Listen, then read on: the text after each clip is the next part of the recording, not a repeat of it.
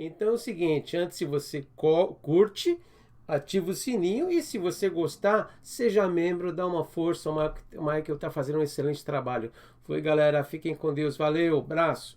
Só para complementar na sequência que a gente estava falando, você falou de toda a estrutura que foi montada aí durante sua passagem pelo Palmeiras e tudo mais, e uma das que eu quero focar é sobre o centro de inteligência do Palmeiras, né? O Palmeiras tem uma análise de desempenho que aparece sempre e aí a gente vê várias reportagens. A minha dúvida é bem específica. Em alguns momentos, nós, como torcedores, e aí é a sua resposta, é a sua opinião, de fato, que vai falar, pensamos e entendemos, em alguns momentos, em algumas contratações, que houve um processo de interrupção da análise de desempenho, no sentido de que alguma contratação foi feita, e aí, com muita sede ao pote, as oportunidades de mercado, e que não tenham passado por essa análise de desempenho. Vou citar algumas. Carlos Eduardo, eu quero ouvir você sobre isso, quero ouvir você sobre Ramires, se foram indicações mesmo dos treinadores da época, ou se a análise de desempenho do Palmeiras chancelou essas contratações. É uma dúvida que o torcedor merece saber, eu acho, porque você fez parte da implementação dessa estrutura no Palmeiras. A análise de desempenho da sua gestão, o Palmeiras passou por cima da análise de desempenho? A análise de desempenho do Palmeiras no final de 2014, início de 2015, era o Rafael, que está lá até hoje, com DVD e ponto. Essa análise de desempenho do Palmeiras. A análise de desempenho do Palmeiras hoje, 2020, 2019, 2018, 2017, 2016 e 2015, tem sala. Rafael não tinha sala. Tem todos os softwares, todos os programas, tem 4, 5 pessoas, hoje eu não sei ao certo quantos que tem lá, tem absoluto, olheiros, tem tudo, Série A, Série B, tudo, análise de desempenho do Palmeiras, que foi com o Gustavo Nicolini, que eu só não citei aqui naquela turma toda, porque eu tirei de lá e levei para o Atlético, que é de Belo Horizonte, que foi meu amigo, trabalhou comigo um pouquinho no Cruzeiro, depois saiu com o Adilson, que montou lá. Na desempenho era isso. O Carlos Eduardo, que você citou aí, veio da análise de desempenho. 8 profissionais, 8. O que aconteceu para chegar no Carlos Eduardo e no Felipe Pires, que é talvez as críticas aí maiores? Palmeiras vendeu o Keno, e não tinha jeito de não vender, 10 milhões de dólares à vista, e um pedido do Keno, chorando. Alexandre, eu fui ser profissional com 23 anos, Alexandre. Eu não ganhei dinheiro. Os caras vão me pagar ali, é um absurdo. Por favor. E tem hora que não tem jeito mesmo. E o presidente Maurício me disse, Alexandre, se os caras pagar 8 milhões, eu vendo. Eu fui lá pedir 10 para chegar em 8. Eu fui lá na Rússia, lá em Moscou. O cara mandou a passagem para mim. O Palmeiras não gastou nada. O ministro da Arábia mandou a passagem para mim. Ele queria comprar 4, 5 Dudu, não sei o quê. Eu cheguei para ele na reunião com ele e falei o seguinte, amigo, 10 milhões de dólares. Ah, louco. Levantou com um charuto, tava de pijama, sandália. Louco. Saiu. Crazy, saiu. O capacho dele lá, com medo dele. Você é louco, você não pode falar assim com o ministro. Ele me perguntou o que eu quero. O cara voltou e eu senti que a ansiedade dele de mostrar que é foda e bateu o pé 10 milhões de dólares. Vendemos o Keno. Ali, um dia depois, eu contratei o Rony pro Palmeiras. Eu liguei pro empresário dele, ele pegou um avião lá no Belém, foi lá na academia de futebol, fez exame médico, assinou pré-contrato, tudo certo. O departamento jurídico falou, Alexandre, do jeito que esse cara quer trazer, é impossível. Tanto é que o Atlético Paranaense tomou punição aí. Não dá. Liguei para o Japão, cheguei a fazer acordo com os japoneses para comprar o Rony por 1 milhão e 800 de dólar, 1 milhão e 900 de dólar. O empresário dele me falou assim, se você der 1 centavo para o japonês, nós estamos fora. Porque esses caras são isso, aquilo, falsificaram assinatura, não sei o quê. E ali caiu o Rony. O Rony ia substituir. E era um menino que podia dar certo ou não. E ali ficamos com a vaga aberta. O Willian tomou conta, veio o Filipão, o Willian rompeu ligamento no último jogo do Brasileiro 2018. O Palmeiras precisava não só mais um, o Palmeiras precisava de 2. E o Veron, antes que falem, tinha 15, 16 anos. Ainda não era nem próximo ainda de estar no profissional do Palmeiras. O Wesley, que nós tentamos, não estava pronto. Botei ele lá no Vitória da Bahia. Lá ele ganhou maturidade, virou o Wesley, que está aí brilhando. Tenho um orgulho disso, porque eu liguei para o presidente do Vitória da Bahia, fiz o João Paulo ligar para o treinador para botar ele para ganhar e subir. E ali ficou aberto, 2 vagas. E o Filipão falou o seguinte, eu quero 2 extremos. Precisamos achar os extremos. Ali começamos caro demais.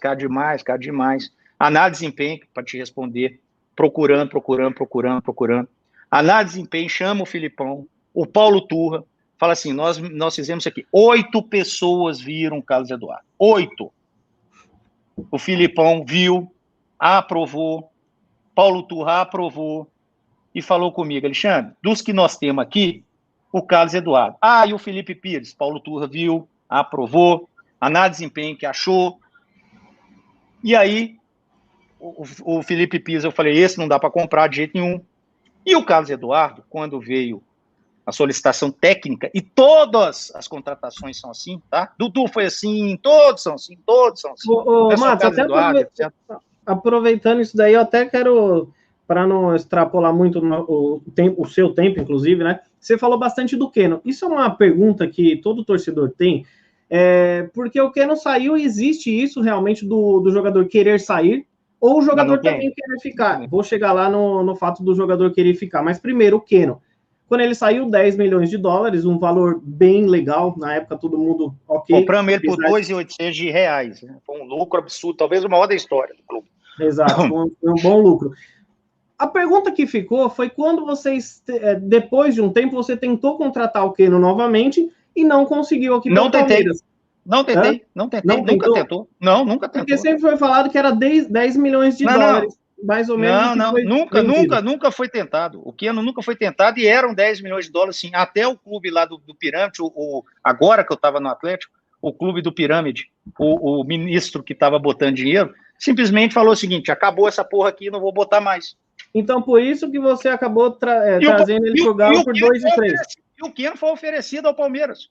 Porque o empresário dele me ligou, Alexandre, o Keno, pelo respeito, tem que oferecer ao Palmeiras. O Palmeiras não quis. O Palmeiras tinha contratado o Rony, se não me engano.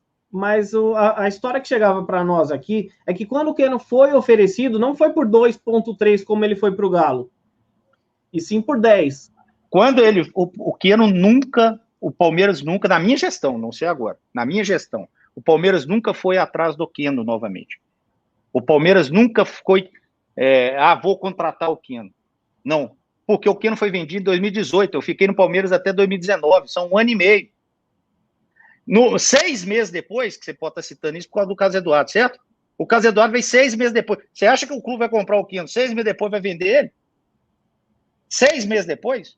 Ô Matos, e por que o empresário... Nunca teve o Keno, nunca. Tem muita conversa, infelizmente, fiada nas redes sociais, invenções e loucuras, etc. Matos, por que, vamos dizer assim, o empresário que levou o Keno para o Pirâmides foi o mesmo que trouxe o Carlos Eduardo para o Palmeiras?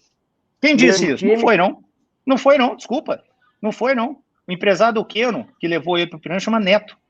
O empresário que trouxe o Carlos Eduardo para o Palmeiras chama Edu Maluf. Mas saiu em todas as mídias que quem intermediou a ida para o Keno para o Pirâmides foi o Eduardo Maluf, que é representante do Pirâmides. Absolutamente não. O empresário que levou o Keno para eu estava em Moscou. Ou a gente vai falar de coisa séria e verdade, olho no olho aqui, ó, ou nós estamos malucos. Eu estava em Moscou. Estava eu, o Keno e o Neto, empresário do jogador. Eduardo Maluf nunca foi lá. Eduardo Maluf não deu um pitaco sobre isso. Aliás, ele deveria dar, sabe por quê? Porque ele era o representante do Pirâmides no Brasil. Como representante do Pirâmides, ele representa o Pirâmides. Todo jogador tem que passar por ele. Não passou. Ele não participou de absolutamente nada. O Eduardo Maluf é um empresário que...